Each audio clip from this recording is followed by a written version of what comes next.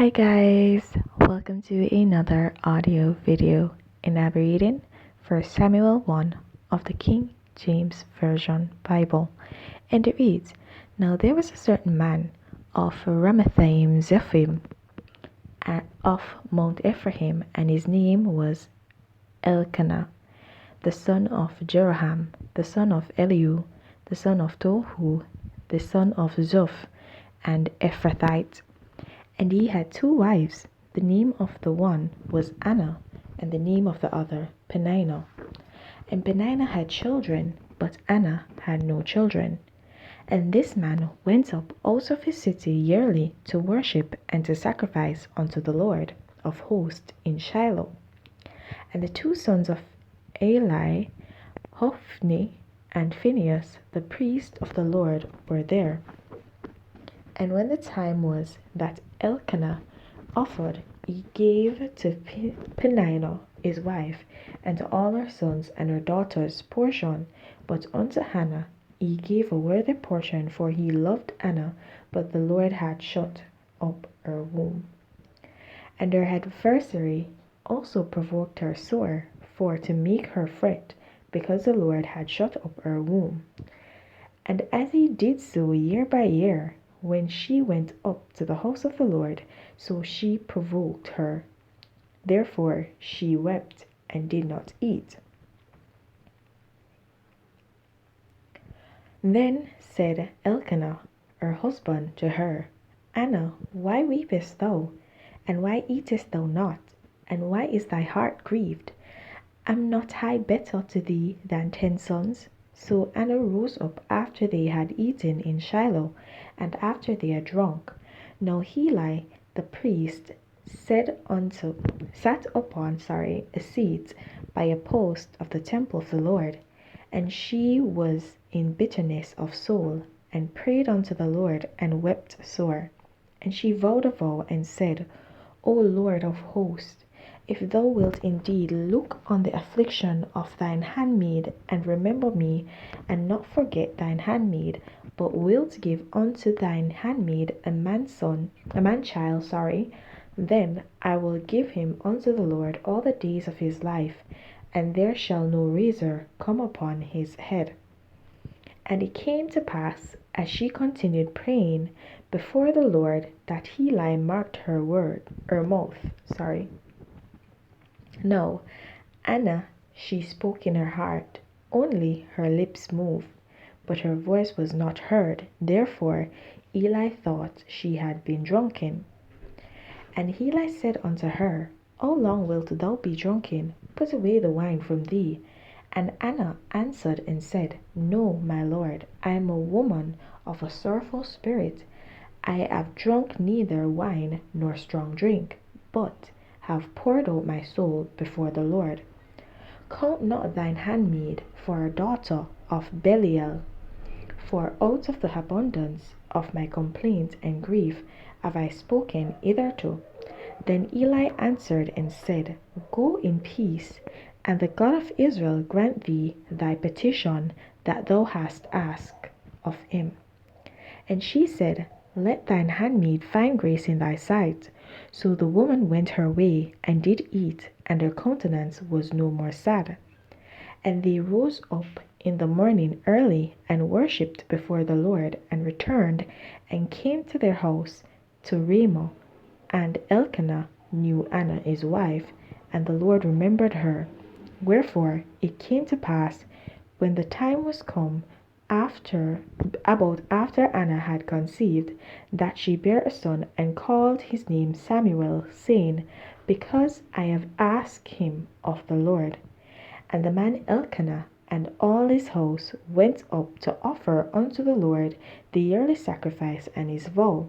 But Anna went not up, for she said unto her husband, I will not go up until the child be weaned, and then I will bring him, that he may appear before the Lord, and there abide forever.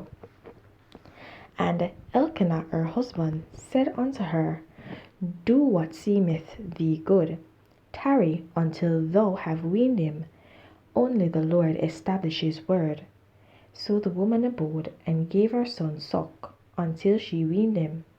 And when she had weaned him, she took him up with her with 3 bullocks and an heifer of flour and a bottle of wine, and brought him unto the house of the Lord in Shiloh, and the child was young. And they slew a bullock and brought the child to Eli. And she said, O my Lord, as thy soul liveth, my Lord, I am the woman that stood by thee here, praying unto the Lord. For this child I prayed, and the Lord hath given me my petition which I asked of him. Therefore also I have lent him to the Lord. As long as he liveth, he shall be lent to the Lord. And he worshipped the Lord there. Alright, guys, so I guess a lot of people know the story of. I guess a lot of people do know this story, okay? So it's not something new, right? We know the story of Anna and Peninnah. Peninnah would mock Anna because she had no child.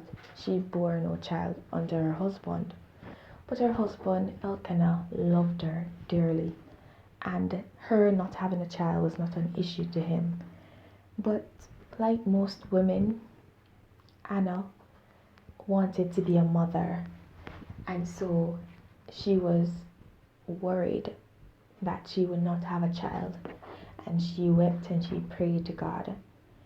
You see where it says that she wept sore, meaning she wept until she was basically raw. I don't know if you guys have ever cried until you were actually raw, like, I mean, really raw, guys.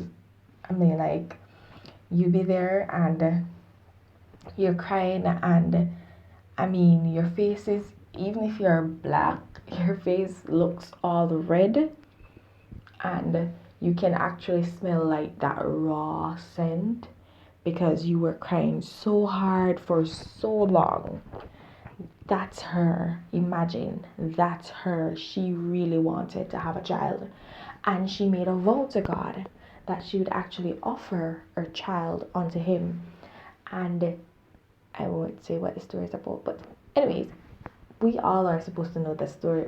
I guess we all know the story of Samuel, okay? But not going ahead of myself here, right? I already told you that the Bible does not move sequentially throughout time. And we see where it always, predictions are always made of what are to come.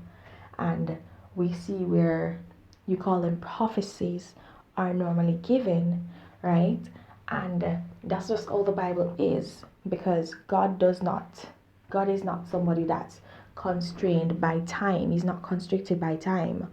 And so you could not expect his words or his inspirations given to men to be in a certain time constraint and be like an average person, telling things from the beginning to the end, following up from the beginning of time to the very end of time, not going out of alignment, and all of that. That's just not God. That's not how God operates. That's why they always say the way of God is not one that men will understand. And it is not. It truly is not.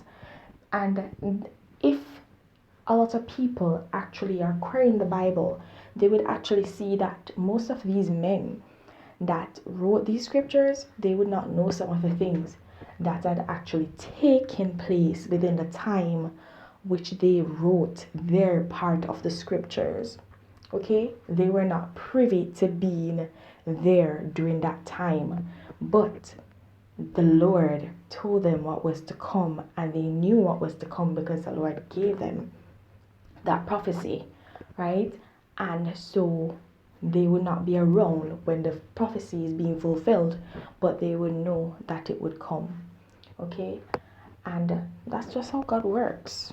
I mean, even though I'm here, right now. I mean, if God gives me a prophecy, God might give me a prophecy, and it's not something for me to see during this time. It's not something for me to experience, but something for me to tell people off so they have something to look forward to. And that's just how our God works. He gives us things to look forward to. Okay? I mean, He's told me things to come. And I mean, sometimes I'm like, I have to keep holding on for that because I'm human. Okay? I'm gonna be pretty straightforward with you. Okay? And sometimes I am tempted to want to go back to the life I had before. Okay? I'm human. I'm not going to lie. I'm not going to be here and lie to you. Okay? Nobody said that serving God was easy. I never told you that serving God was easy. I just said to you, it's a blessing and it's awesome. It's an awesome experience, and I would not trade it for anything in this world. That's what I can tell you. I cannot tell you it's easy. I could never tell you that it's easy. It's not an easy road. I'm sorry. I didn't mean for it to sound like that. Because when I said that, a song came to mind, a Jamaican song. But yeah, so it's not easy. It's not easy. And I mean, a lot of people know that it's not easy. But here, Anna had made a vow to give her son over to the Lord to use for his service, right? She was, even though she was becoming a mother, she wasn't keeping the child greedily for herself. She was making a sacrifice because she was thankful for what God had done for her, and she was giving back to God what He gave to him, what He gave to her. Sorry, guys. Alright? And that's what we ought to do with our children. Allow them to, do what God has called them to do. Give them over back to the one who gave them to you to begin with. Because they're not yours. They're just lent to you. Okay? So whereas Anna here was saying that she lent him to the Lord, she's not lending him to the Lord. The Lord lent him to her, lent Samuel to her. So it was the other way around. She got it all misconstrued, but hey, it's just what it is. That's how we think as human beings. We think that God owes us something. God doesn't owe us anything. Okay? He doesn't owe us anything, but it's for us to know that He is our God and we owe everything to Him, not the other way around. Alright, guys? So, that's basically what I'm going to say to you, okay? There you go. Give yourselves over to the Lord. Give your children over to the Lord. I mean, if they want to go that way, allow them. Do not stop them. Do not hinder them. Okay? Alright, guys. Please don't forget to like, subscribe, and hit that notification so you're alerted whenever any new audio video is posted. And guys, please don't forget to share your thoughts, your revelations, and your comments down below in the comment section. Okay, have yourselves a blessed day. Please remember to keep your salvation, and if you've not yet gained it, then seek it. There's no better time than the present. Have a blessed day. Bye.